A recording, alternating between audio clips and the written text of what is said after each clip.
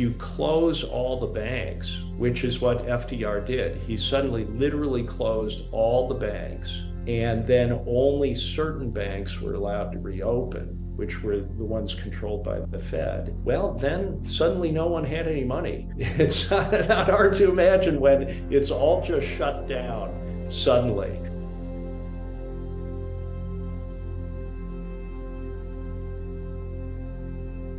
It's about suppression and subjugation. And that's the lesson when you look at this period in the 1930s. And that is what they have planned for this kind of a cycle again. And they've set up for it. So this plan to take all collateral globally and to collapse the system in a kind of controlled demolition where they end up controlling everything, this design was set in motion over 50 years ago.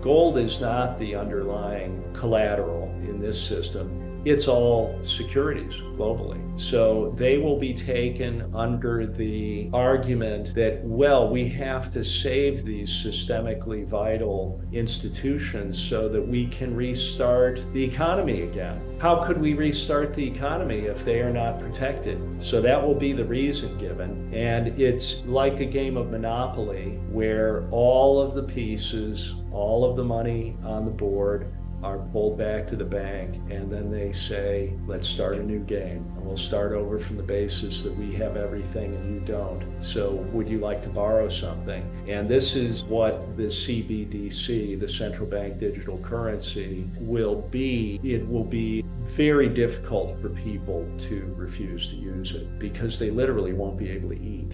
They will have an app they can download. This will be the help. This will be the cavalry riding to the rescue. Just download this app and you can load your phone with some currency to allow you to go buy milk. But every time you use that, you're actually borrowing money from them. They have you. Again, it will happen very fast. This will unfold in a very frightening crisis kind of environment, and people will have difficulty refusing.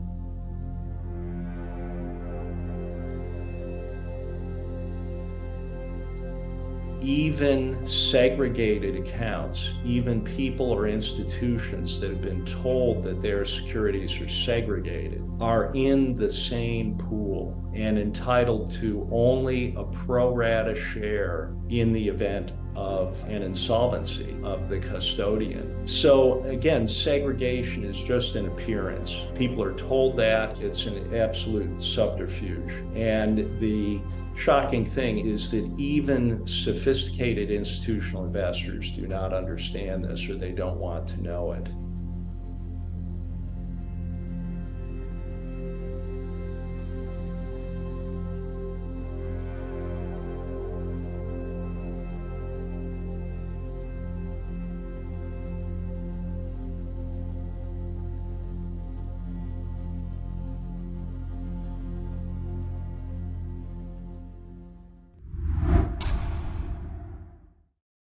What if the government closed all the banks? Well, it appears the government's planning for this catastrophe again, their controlled demolition, and I decided that we needed a better guidance this evening as it would appear that we really are getting ever closer to that great reset, which is why I've asked David Morgan, who's a widely recognized analyst in the precious metal industry. He consults for hedge fund, high net worth investors, mining companies, depositories, and bullion dealers. He's the publisher of the Morgan Report. He's been here before with me. He's also got a wonderful book out called The Silver Manifesto. He's a featured speaker at investment conferences, and he appears more regularly on bigger networks than this, but he takes time out to come and speak with me. David, it is great to see you again. Thank you so much for joining. It was great to be with you. Thank you. Well, you're a macroeconomist, right? You look at the big things all over the world. You take a global perspective, but you recently sent me this piece, and it absolutely it's so chilling the way they release it. But when it comes to the old chairman of the World Economic Forum, Klaus Schwab, you'll own nothing and be happy. It would seem that the governments around the world are poised to do it to us again. Absolutely, and this was brought to my attention by Ellen Brown. She has written The Web of Debt is one of her books, and she's really astute on really state banking. And she wrote a blog. I read it. I was like, oh, this is something I actually learned about from a guy named Bix Weir. He talked about the Deposit Trust Clearing Corporation and CD and Company basically owning all of the stocks and bonds, and you might have title to them, but you really don't own them. And of course, this is a something that most people don't even want to believe, let alone think about.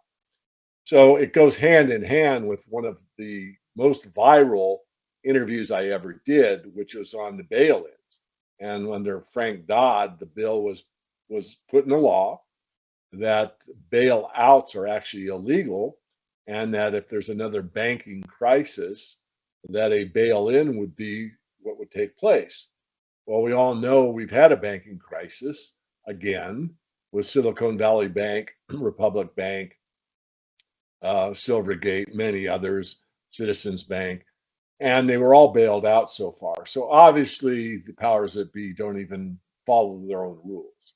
But this is what worries me the most, Ann, is that they don't follow, which means, well, are they just going to pick and choose who gets bailed out? If you're in the billionaire class and you're rubbing elbows with Silicon Valley executives, which is basically what Silicon Valley Bank was all about, of course you get bailed out. But if you're just one of us, picks out where you have the Farmers and Merchants Bank and is built on farmland and real estate, productive things, you might get bailed in. So this is a great worry. So I want to come full circle. So I already knew and have warned people for years, actually, that the bank account that you have in your local bank or even a major bank like a JP Morgan, that money is not your money at law. It's their money. You're an unsecured depositor. If the bank goes down or the bank is closed, you may not get your money back. Yeah. And that's exactly what happened in the 30s. I'll pause here, Ann. You might have a question or two. Yeah, well, it's just, this is the big worry right now. And we're starting to see, I've tried to move money from one account to another, and they're limiting me, even in one of my credit union. And I have a Bank of America account that I literally keep almost nothing in it.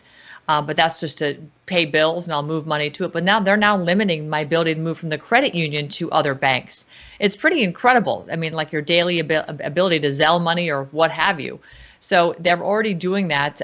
There is legal precedence, and this video you sent me, David Webb put it together, and he also talks about a 50-year history of legal constructs that have actually been put in place to technically enable all of this to happen so that nobody goes to jail when they decide to just take your money out of your account, just like you said.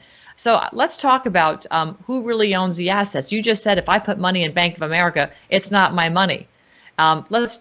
So that's clear, right? Because it's an unsecured, credit. Okay, fair enough, because they're not giving me anything. Like if they loan me money to buy a house, I have to give them the lien or the mortgage to my house, right? So that's a secured credit versus me putting money in their bank. There's nothing that they give me back except the full faith and credit of the bank, which there's banks closing all over the place. San Francisco is seeing stuff go bananas. So let's talk more sophisticated derivative trading. Okay. First of all, can you define what a derivative is? Because this is another balance sheet, that people need to understand who owns the other side of these trades. It's sort of like the banking deposit in the derivative market. How does that work? Well, derivative is what the word implies.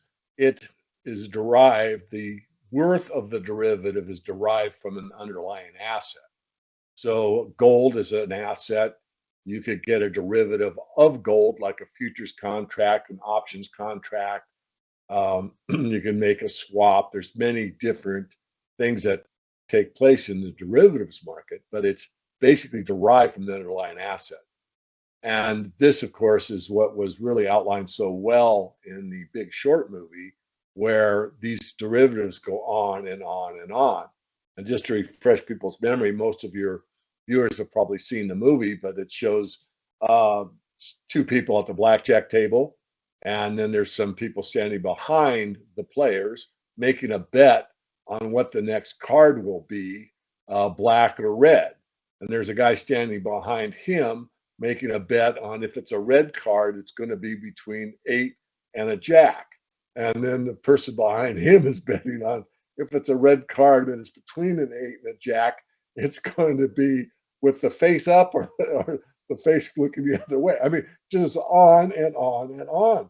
And it's Right. gotten so convoluted that really going back in the gold history, which is, an area I'm very familiar with, Ashanti Gold had a lot of derivatives when the 9/11 situation took place, and gold just went skyrocketed up. And yet the derivatives were so complex that Ashanti had to bring in a number of quantitative analysis type, brains to unravel the derivatives exposure because it was so convoluted, no one could understand it. So that's way back then. That's back in 2000 or so.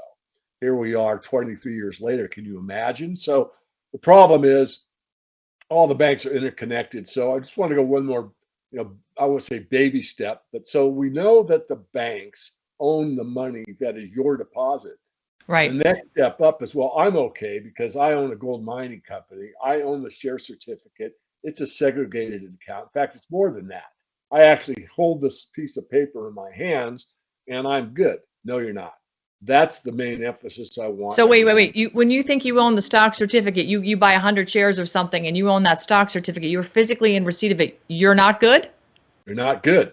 That's Oh what my he's God. pointing out. That's what I want to get. That's why it's so imperative. I'm not David Webb. I admire the guy, very kind of soft spoken, just tells it like it is. But the whole premise of his movie, the audiobook and the PDF file, all for free, is that you don't own anything. It's exactly as Mr. Schwab has said, Slob. that you own nothing. And so what happens is, in an all-out financial collapse, the protected class, and that's what they're called, gets to keep all of the assets, which means your share certificate is theirs. You might have a beneficiary ownership, but you are not really in possession of it. The clearinghouse is. And this is what I need to emphasize for all of our viewers, because if you thought you were unsafe in the bank and you were safe in the stock or the bond market, think again, you are not. And that, if that doesn't curl your toes, I don't know what will.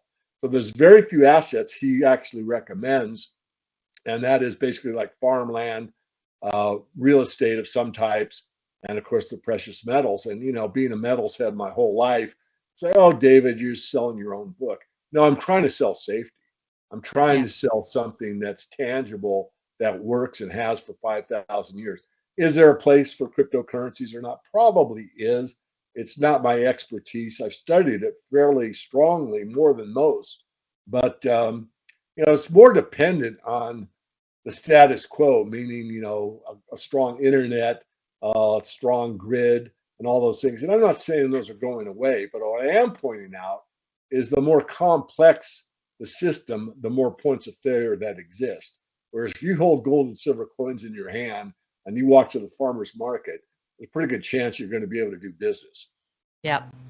It's funny. I was just before I was getting ready to go live this evening, I actually was reading an article to Hannah, our producer, and it was talking about how, they're warning us already that expect us to lose power. China and the World Economic Forum, they're over there saying, yeah, we expect the United States to lose power sometime next year. It's going to be a global calamity, what have you. So to the point of crypto, unless you have a way to communicate and trade, you might not be able to even access that money.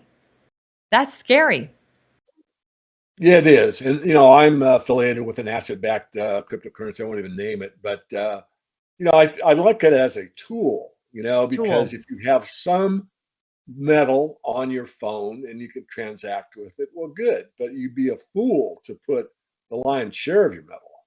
Sure. I mean, you got to use your head on this stuff. And it's pretty much always common sense.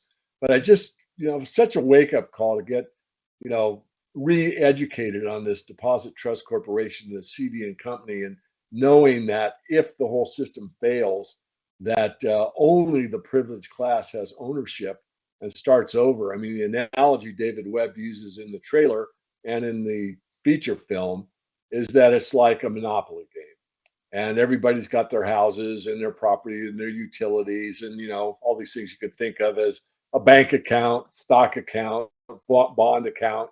You think of it in those terms. And then things go awry, and the bank puts all the pieces back in the box, and you don't have anything, and they start over. That is exactly the analogy for what is at law. And David Webb does not mince his words at all and lets you know that that's the case. And he also goes on to say that he thinks, and I agree with him, that even the billionaire class isn't aware of how they would be decimated if this were to occur. And no one that I know of has really looked at it strongly enough to understand what the repercussions are.